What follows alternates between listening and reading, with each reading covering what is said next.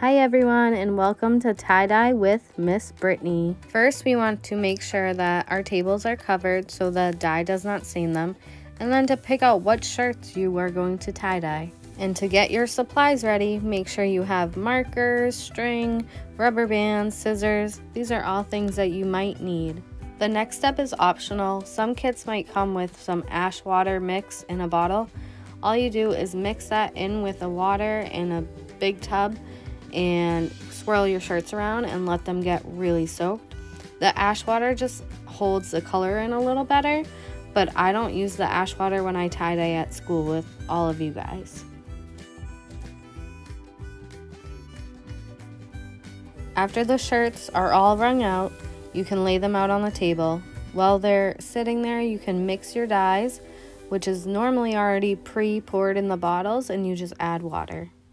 The first design we are going to do is a heart. You start by folding the shirt in half and drawing half a heart onto the shirt with a washable marker. Because hearts are symmetrical, so just drawing half of it will create it on both sides of the shirt. Once you have done that, you accordion fold or fan fold along the line, trying to pinch it and keeping it all in along the line. Next, we will tie the shirt. We use strings in this video, but you can also just use a rubber band around it. This is a onesie, so it's smaller, so it's a little easier to tie. You just make sure it's really, really tight the first time you do it, and then you add rubber bands along the end. We use zip ties just to keep it really tight, but rubber bands work just as well. The next design we are going to do is a spiral. I take a clothespin, but you can also use a fork to twist it up and make this like tornado looking shirt. Next, we tie the shirt with strings. I lay the strings underneath the shirt and bring them up and over the shirt and tie about 4 strings around it.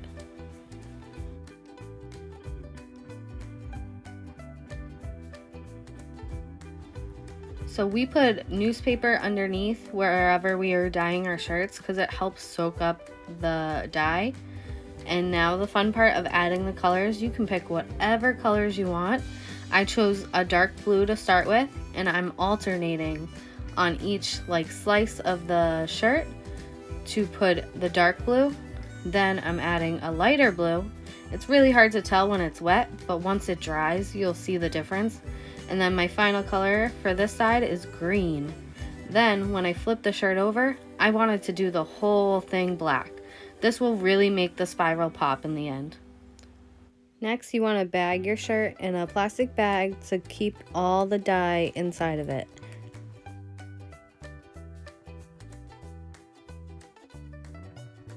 Now to add dye to the heart onesie. I start by adding red to the tip of the shirt. This is where the main heart is going to be, in the middle of the onesie. Next, you can pick whatever colors you want. I picked blues and greens because this onesie is going to be for a baby boy. So you want to make sure you really, really soak the shirt. There's a lot of fabric inside the folds, so it might seem like you're wasting the dye, but make sure you squirt it all inside as much as you can.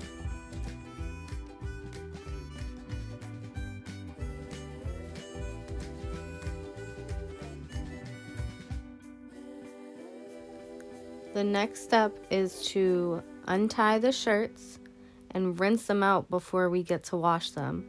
So it's important to use warm water and to really soak the shirts and squeeze them as much as you can. You'll see some dye coming off of them in the sink, and that's completely fine. We want to get as much of it out as we can so it doesn't run too much when we wash them in the washer. So really squeeze and soak them to get as much as you can out.